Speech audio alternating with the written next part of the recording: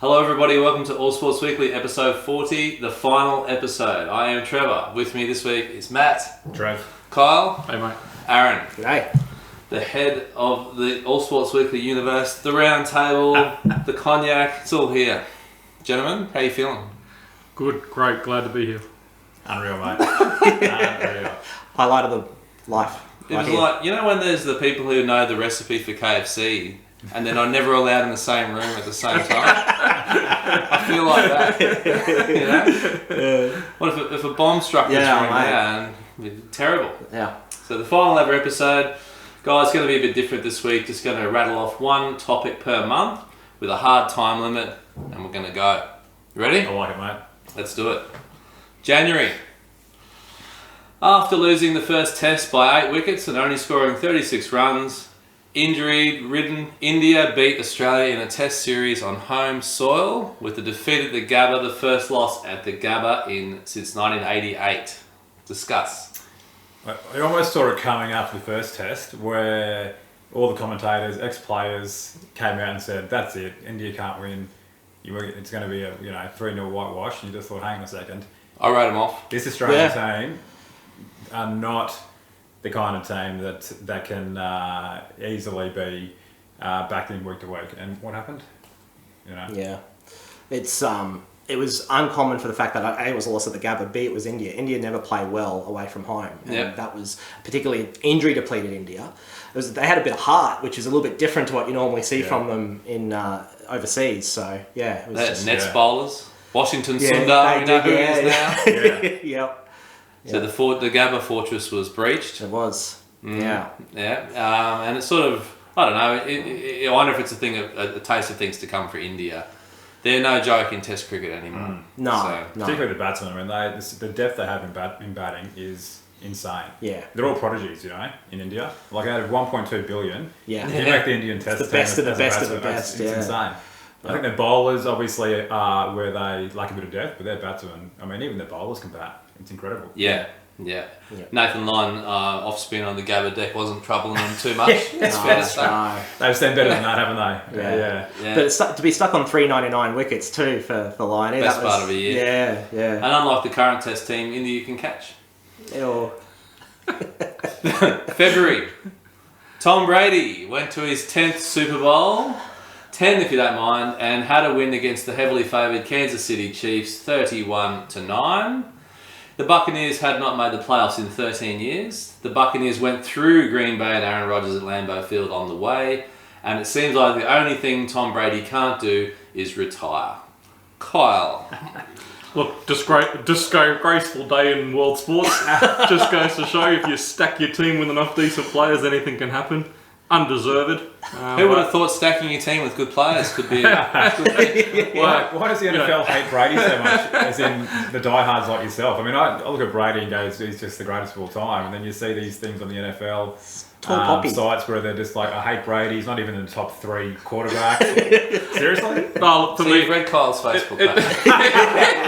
Mate, it just comes down to cheating. You can't do it. We're talking about Deflategate, aren't we? And many, many more. Right. But aren't the rest cheating too? Or is he the only cheater? Oh, look, certainly in Green Bay there's no cheating. I can't speak for the rest of the teams. At least he's immunised. So was Rodgers. Please. So, I mean, but all jokes aside, in world sport, this guy's come in his first season with a new team and he's just won the Super Bowl. Yeah. And if you recall before that game, no one really thought they could beat Kansas. No, and no pre-season with the team either. Learning a whole new system. Decent effort. I mean, the Bucks defense had a day out that day. It wasn't just Brady, clearly, but Mahomes, for all of his hype, didn't score a touchdown. Jeez, he ran a lot though from memory, didn't he? He was scurrying around. Trying to make something. Well, I think that was the Tampa Bay defense, just had it over him, and he had to come up with something to make things happen. So didn't win though. So hell of a result. If he wasn't the GOAT before that, he was after. Well, he already was. He still isn't. And each to their own. Guys, he might win another one. So heads up, this is not over. Yeah, he's got a lot of rings to put up against any argument that he's not the best, doesn't it? March. The NRL season started on the 11th of March. Cameron Smith retired on the 10th of March. What was that all about? Yeah, I don't know. What was that? The timing's interesting, and the interesting thing too, like if he was looking to get attention, he hasn't done much with that attention. Like his life after rugby league's been very quiet, so I don't know why he would try and steal some of the limelight. I don't subscribe to this view that he should have, known what he was doing at the grand final the year before, and he did have the right to decide. Yeah. But he's obviously made a decision to retire a long time before then. Probably A long time, yeah. because the team didn't have him in their cap, and no pre-season or anything. But he like wouldn't that. tell anybody, and he looked at the media and said, "Oh, well, He had a book out at the time, though, didn't he? Did he? Maybe that's. I was going to ask, yeah, was there a book coming? Yeah, I think he cancelled the publicity tour, didn't he, though, after all this started to blow up and he was getting a bit of negative blowback. Apparently he stopped going to bookstores for a while there. Well, there was talk of him going to the Titans, wasn't there? Maybe he was after a big deal and thought there might be a big deal coming. Yeah. There was a lot of talk, and it was all in vain. I mean, it was weird. It was, for a player of that stature, arguably the most influential player in a generation. The retirement was a dog's breakfast. The whole year leading up to it, and I do agree with you. He should have the right to be able to call it at his own terms, at his own time. But I think everyone, he was an icon of the game, right? Yeah. Everyone wanted to say goodbye. We wanted the goodbye tour, and we didn't get that. You got a day before, and it was almost like he was trying to steal a bit of the limelight. Yeah. I don't think he chases the limelight. I think Smith's just always done it his own way. Well, if you remember when he retired from State of Origin, that was pretty hasty as well. Yeah, that's true. Yeah, I remember. Don't worry. Yeah. We remember. But I think Smith's is just his way of going, I'll do what I want to do. Yeah, maybe. I don't think it was strategic to get attention because, as you said, I think ever since he's just gone camping. Yeah. Time. Right. It was weird. April. 6 European football clubs, Real Madrid, Barcelona, Arsenal, Liverpool, Man United and Man City, announced they would break away and form a Super League. A league where they could never be relegated from. Thoughts?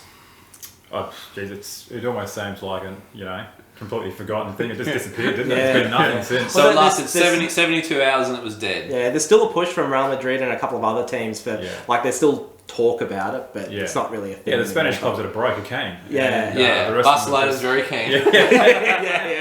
Yeah. Money. Yeah. The corruption of money. It was funny because I watched back to the episodes and the people who own these clubs, we seem to understand their clubs better than they do.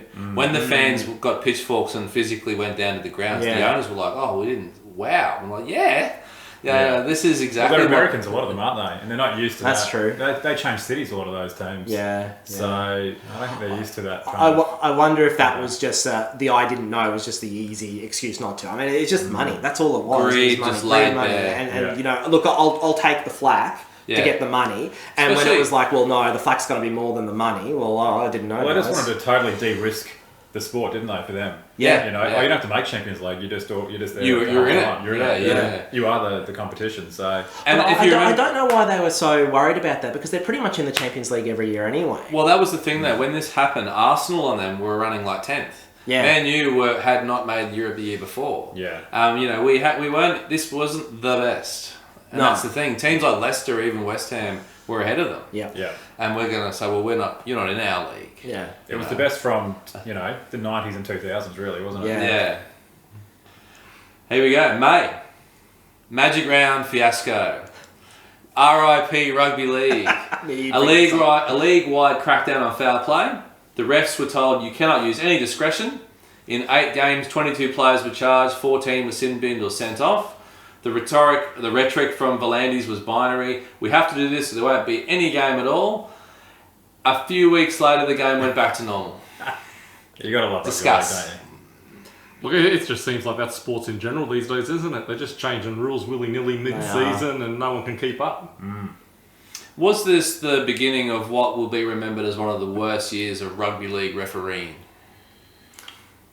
I don't think so. I think so. I think we're always. I think year after year we're all saying the referee's getting worse or the rules getting worse. You got to remember Trev's a Para fan, so it wasn't. That final, you were wrong. That's nothing new. But if you're running a code where what's a penalty, if you remember early All Sports Weekly, I was banging on that Felice Kafusi got 2 weeks for nearly killing a bloke.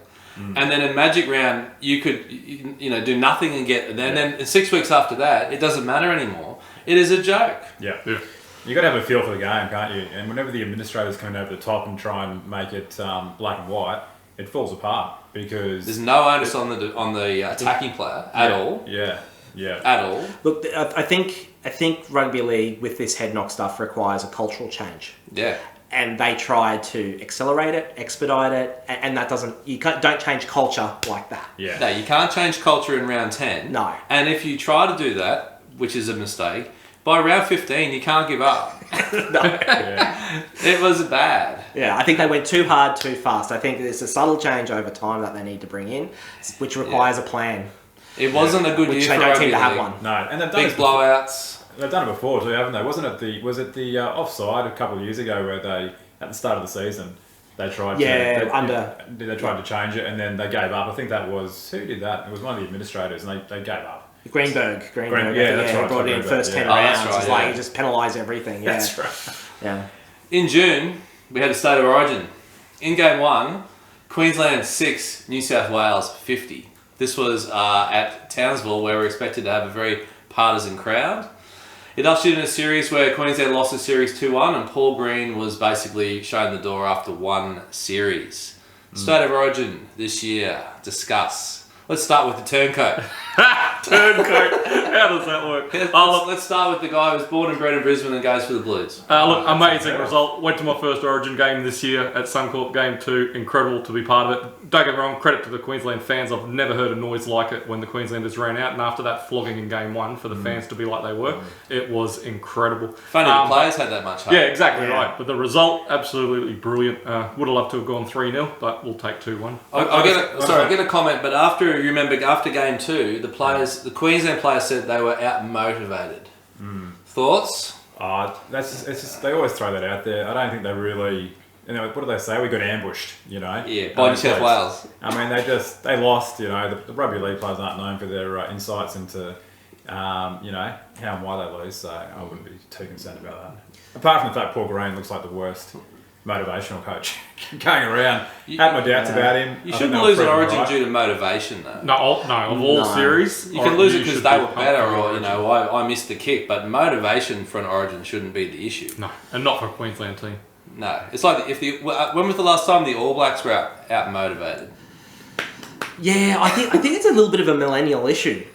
So we've got, a lot of players that they don't live rugby league and they don't care about the result. They're high-fiving the other team at the end of games when they've been flogged, things like that. I think that's part of it. Time. New South Wales had millennials too. Yeah, July, Euro 2020.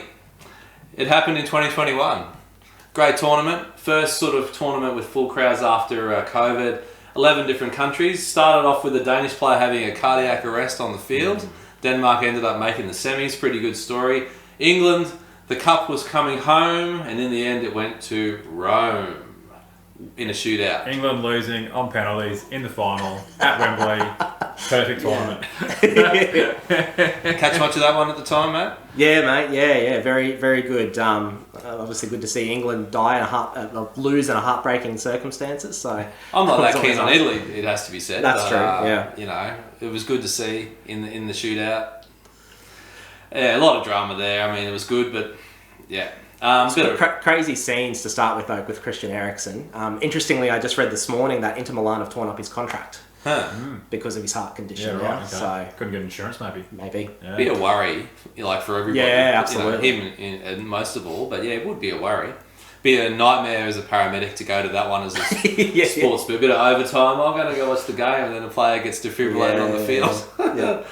But Italy on penalties, and England's misery continues, and couldn't happen to a nicer bunch of whats. Are they looking to expand Euro next time round? That was expanded. From 16 to 24. Yeah. And basically when the tournament got to the final 16, that's when the fun started. Yeah. And that's a sign of what's coming for the World Cup as well. So this is the last World Cup with 32? This is the last one. 48. Yeah. It's a quarter of the world, isn't it? It's less of a final, more of the actual World Cup, isn't it? So, yeah. August, the Olympics happened. Another 2020 thing that happened in 2021. Eventually held in Tokyo, and despite empty stadiums, most people were pretty won over by it. Any comments on the Olympics and any moments you want to mention? I'll start just for saying I thought the Ariana Titmus, Katie Ledecky rivalry was pretty awesome, mate. There was a long build up for that. Unreal. In those races, Ledecky went out early. Titmus was smart enough to play her out, to run her own race and hold off and come home and goal for Australia and a few of them. That was good for me. Any Olympic moments? Agree. I loved the kayaker winning gold. Yeah, finally. Fox. Yeah. Just missed out winning the gold in her first chance. Heartbreaking, and then to win it the second time around with whatever the next one was called. Well, she was heavy favourite at the previous Olympics too and missed out too. Yeah, so a lot of heartbreakers, yeah. and to see her finally get it, I thought that was pretty special. Yeah, agreed. Any Olympic moments, Carl? No, look, not my thing. I really had no interest in the Olympics this What? time around. Yeah. No interest? No. Is it just this year or Olympics in general? No, look, for the last couple of Olympics now, I've just slowly lost it. I was back, when Kieran Perkins and them boys were around in the swimming, I was into it, but now, no, I just... It's funny you say when those boys are around, because I tell you what, the girls dominated for Australia. Oh, yeah. Yeah, The they blokes, did, tried their best, but you could tell that the girls were the ones that were, world class. In the lead up, Richard, who was a friend of the show, made a good point too, is that the Australian trials to make the Olympics, they used to be on free-to-air TV and everybody would watch them. Now they're squirreled away on Stan Sport or something like that.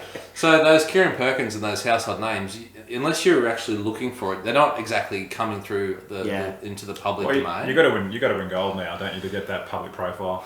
Well, to be fair, the only reason why I knew who Ariane Titmus was is because of those Harvey Norman commercials. Oh yeah, she's got a good setup there. She does, yeah, she does. Yeah. I tell you what, though, you don't want to go too early with the ads, though, because do you remember James Magnuson? Oh yeah. It was all over the TV yeah, screens it was, that yeah. last We week. remember that. Yeah.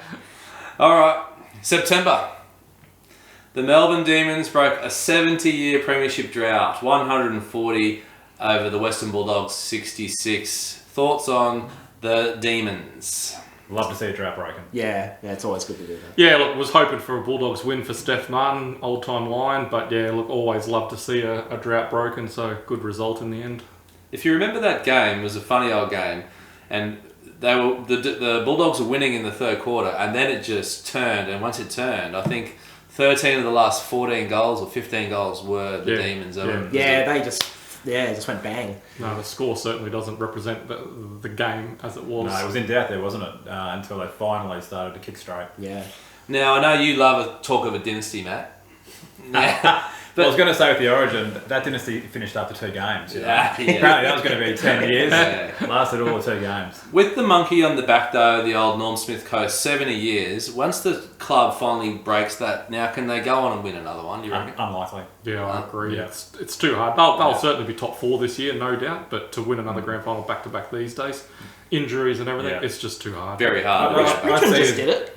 Richmond did it, but I see them more as the Bulldogs when they won and huge drought to break, and then you kind of go backwards before you go forwards again. Maybe. I mean, who knows? But all I know is as soon as anyone wins one these days, the dynasty talk starts. This is our dynasty.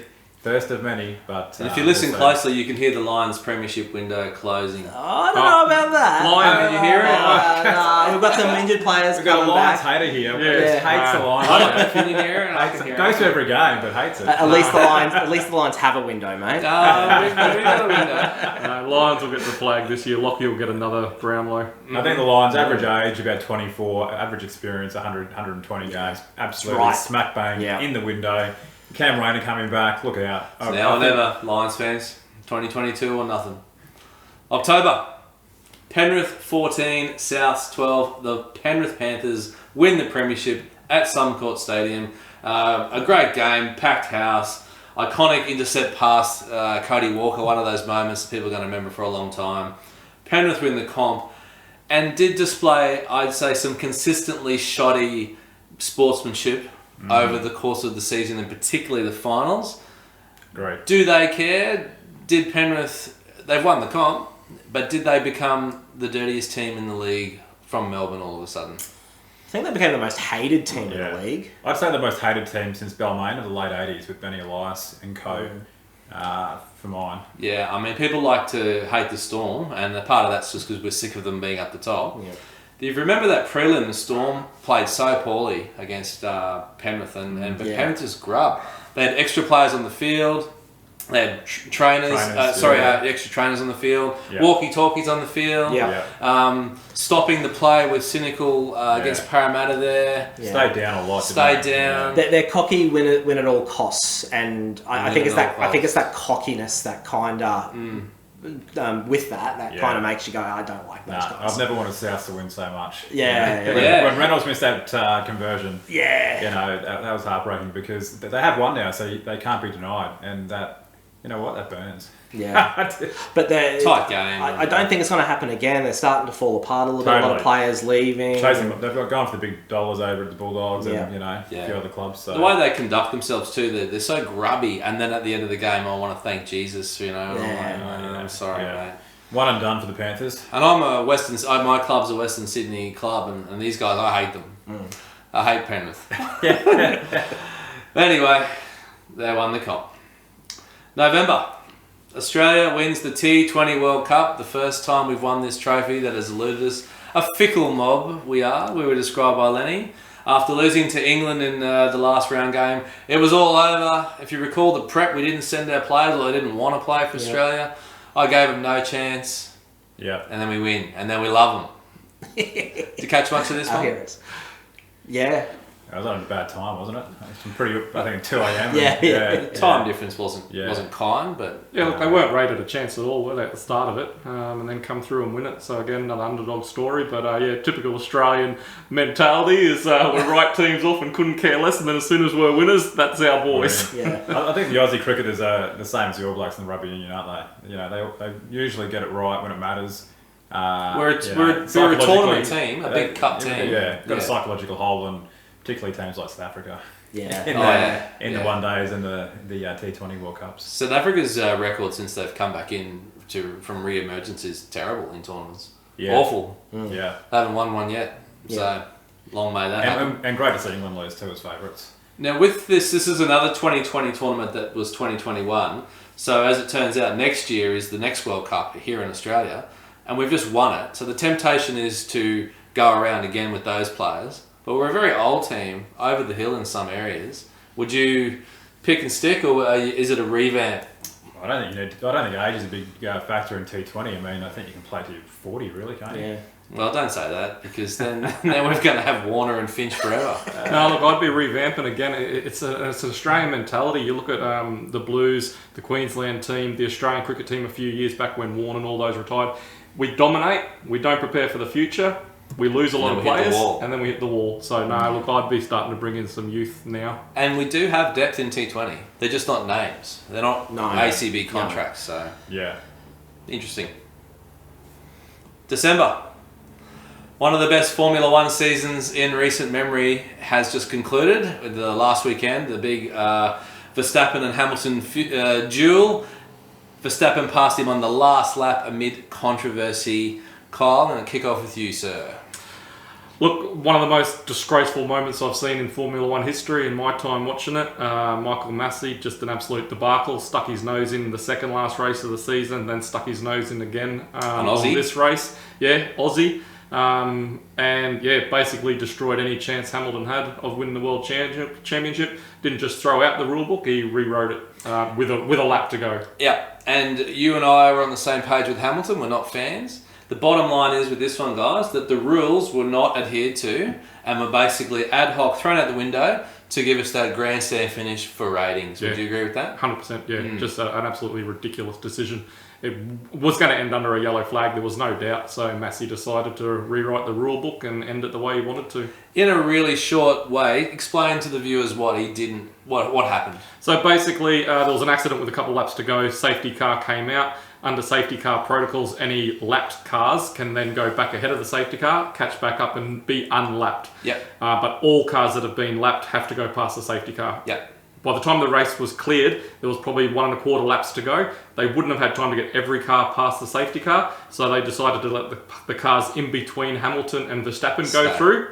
Yeah. And that brought Verstappen right back behind Hamilton. So that's against the rules. It meant that the season would have ended under the safety car and the optics weren't going to be good. It also would have meant Hamilton would have won. And Verstappen had fresh tyres, 0 lap old tyres, and passed him easily. very controversial. So what's the fallout now? Because I know that there was some appeals against this. Yeah, so it's basically over now. Mercedes have withdrawn their appeal. They're not happy. They're going to sit down and talk with the FIA and see what they can do. But yeah, it's done. And Hamilton reckons he's not going to race next year. He's got the hump. And I wouldn't be surprised.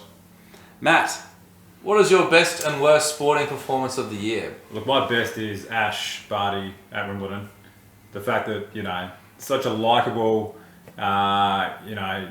person from Queensland winning Wimbledon. It had been, a long time since a female had won Wimbledon for Australia. Probably Yvonne Goolagong back in the day. I believe it was. Yeah. So that was impossible. That was your moment? Path. That's my moment. Loved it. Worst? Worst, Corey Norman retiring from rugby league. Such a loss to the game. No one's going to have that one. That was my moment of the year. No, but look, on a personal... Corey, we hardly knew you. Oh, yeah. He said he's just done with the game. And guess what, Corey? We're done with you, pal. Don't let the door hit you on the arse on the way out. Worst of the year, Lions getting robbed against the Western Bulldogs. I've never seen a Gabba crowd so absolutely roused up. I've seen the Gabba crowd roused up every home game. Not like that. Although Charlie had the chance to win it in the last seconds, didn't, so be it. Kyle, what is your best and worst moments of this year? Best moment, September 12th, Italy, Monza Grand Prix. Daniel Ricciardo gets his win for McLaren. I did say on the show he'd get a win this year, and he did. Great result. Look, it took Max Verstappen putting his car on Lewis's head for Ricky to get the win, but I'll take it any way I can take it. You've got to finish the race to win, and he won it, and he deserved it. First win for McLaren in 170 races. Yeah, Massive. much needed. Good to see them back up there. Yeah. And your worst moment? Worst moment, we just touched on it. Basically, Formula One rules in general. The whole season was a debacle. There was no consistency with the rules. And going into that last race, like we said, Lewis Hamilton, absolute flog. Glad he lost the championship, but should never have lost it like that. He led the whole race. He deserved to win 12 seconds ahead before that accident. And then Max gets to come right behind him, take the win on the fifth turn, and then hold on to win. I'm with you, mate. I can handle human error, but when the rules aren't followed, cricket 50 over World Cup, I'm looking at you. Yeah. Terrible.